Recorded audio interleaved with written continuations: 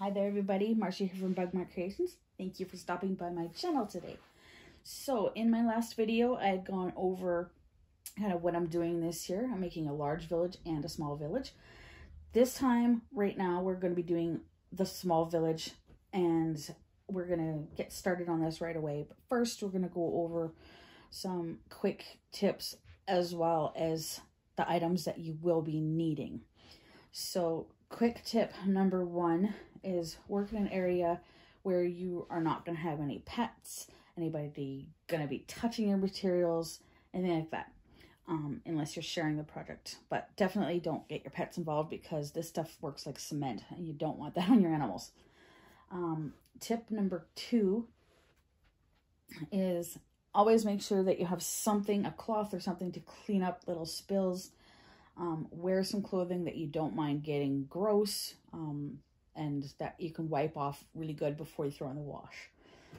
Tip number three, please, please, please tie your hair back. Put it in a bonnet, put it in a bun. I don't care what you do. Make sure your hair is out of your way because it is horrible to get out of your hair. And that's basically it for my tips for that. All right, so products we'll be needing for this project. You need some kind of cover to put over your table and your workspace. I'm using just a garbage bag because it is waterproof and easy to clean up because you just fold it up and chuck her out.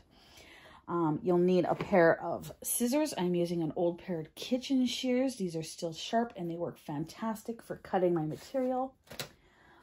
You'll need some kind of plaster material, whether it's plaster of Paris, gypsum. This is casting plaster. And these are really, really good scissors. They cut like butter. So there's that. Casting material. I'm using this casting material. It's from Nitrile. I got it off Amazon. It's called gypsum, something like that. I got the smaller rolls. They're only like this wide. You can get the big fat ones. You can do whatever you want depending on how big your village is. The next one that is the most important thing is gloves. Now, if you have sensitive skin or you don't like the feeling of having super dry skin, these are your best friend. I don't like the way this stuff dries my hands out, so that's why I'm using that. You'll need water. I do suggest using warm water, not hot water, but really warm water, and just a little bit at a time. And then of course your materials that you have here. I am not completely finished building this. I am going to be adding things as I go, which is why I have some paper here so I can make little boulders, little bushes, high areas, lower areas, whatever.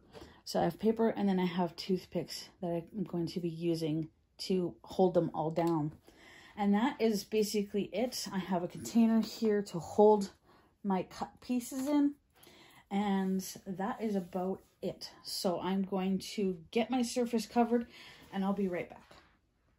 Okay, I'm back. So I've got this covered. I've already got my material cut.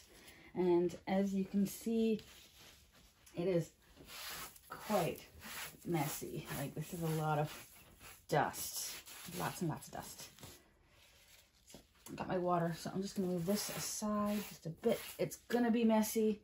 Got my hair in a bonnet. Looks all good and beautiful. So let's get started. This up there. I'm going to have this over in the corner here. Put that there. Now with my strips, I have big ones, small ones. So I got some that are moderately sized, about this big. I got some that are really long. I got a couple that are pretty short. It's good to have that variety because you never know what you're going to do. So I have decided that I'm not really liking this rock. I mean, it's okay, but I think I'm going to use a different rock or a cluster of rocks, which would probably look a little bit better than this. So I'm going to just take this off.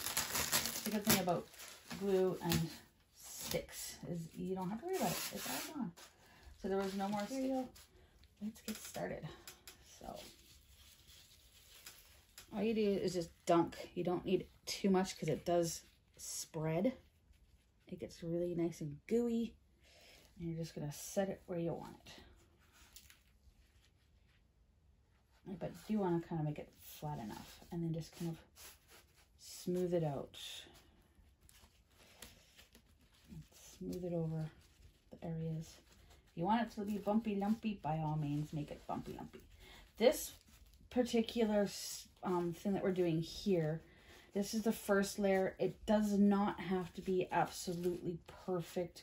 We're just trying to get it on to make it look good. You don't have to spread every little hole out. You want to get most of them, but not all of them. That one. And just dunk. You don't need to do too much. You're just dunking. You don't need to soak it. Just dunking. Just like that. And you do want to overlap a little bit. There we go.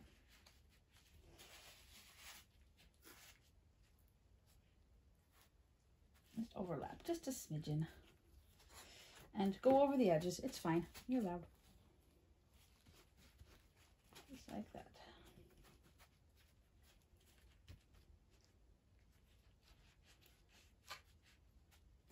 Try to get air bubbles out. Make it as flat as you can, especially for along lakes and stuff. You want it nice and smooth. So this is not that smooth. So I'm just going to pick it up and smooth it out.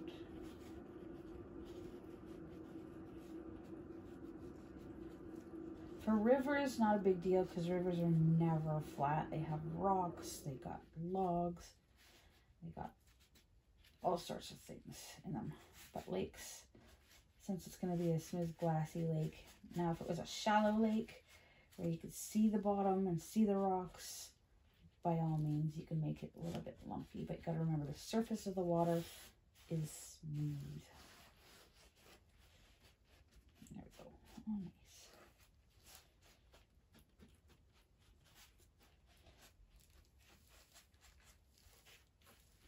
That's if you're just painting. I'm going to be going over this with some resin, so the lumps and bumps aren't going to be too much of a big deal for me because the resin is going to be higher than it and smooth out all on its own. So I'm not too concerned.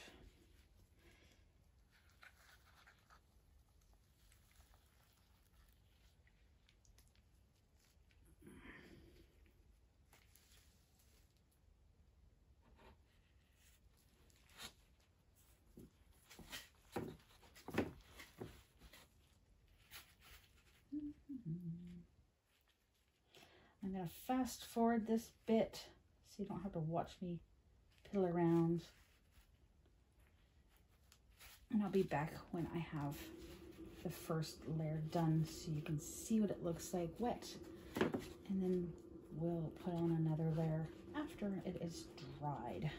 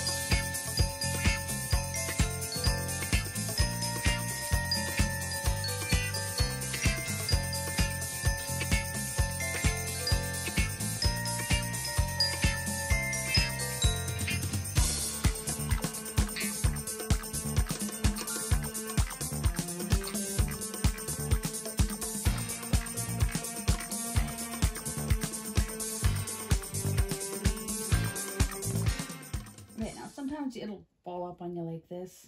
You just want to kind of straighten it out as much as you can before laying it back down. It does happen. You can always straighten it when you get it onto the project. I'm going to put it on a flat area right there so I can kind of smooth it out. Just like that.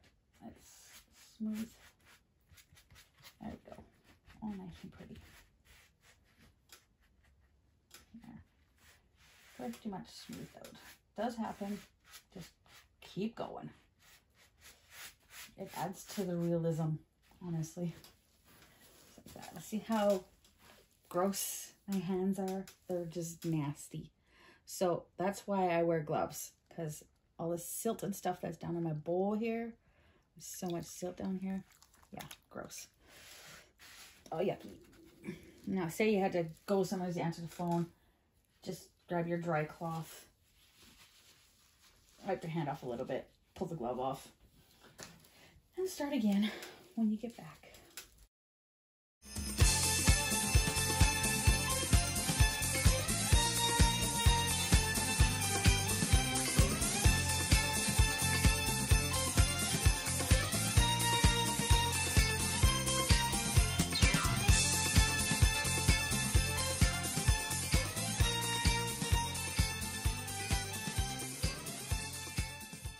Okay, so I got the most of this done.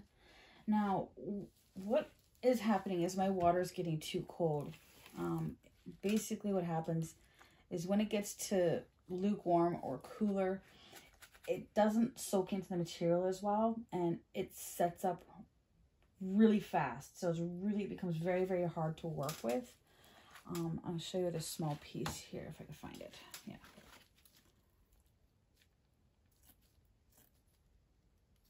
Alright, so I got a small piece here, and it doesn't soak in. It's not as floppy. It's kind of hard to work with, and when you put it onto your project, it's very slippery, and it just does not want to stick where you want it to. This would normally stick very well. This is not sticking worth a darn. Still going to keep it here, but it's not flowing. Like, it's not flowing. It doesn't cover all the holes properly. It's not flowing very well. And this will harden up in just a few seconds. It's already starting to go hard. I don't want that because I can't manipulate it anymore once it's on there. Like, this is it. Normally I have about a 2-minute window. I have nothing. So I'm going to go change my water. Basically, I'm just going to pour a little bit out, as much as I can. It is settled, so I'm going to pour just slightly, let the dust settle a bit, and then kind of siphon it out and then add. Okay, everybody, so this is now done. The first layer looks really good. It is dry. It has been about 14 hours. It's not cold anymore. It's perfectly fine. It still feels a little damp in some spots, but it's fine enough to do another layer. And then you have to leave it for approximately 24 hours before you can paint. Also, this area here, see all the little spots and speckles? That's where the silt in the bowl comes from. This gooey stuff right here. I'll show you what it does. So this here, you just place it in there and it covers all the little holes. So you don't need to do that on this layer. We're going to do that on layer number 2. So it covers all the little holes. So when you paint, you can spray paint it, you can do whatever, and it's not going to come through. So I'm going to go ahead and do the second layer, and then we'll get to painting. So that is the end for stage 1 of my little village platform here, and number 2 will be adding a few little details like rocks and such and painting, and then after that we'll do the pour and sanding and all the rest of that funness to make it start looking real. Anyways, talk to you later. Thanks for watching, and I'll see you next time.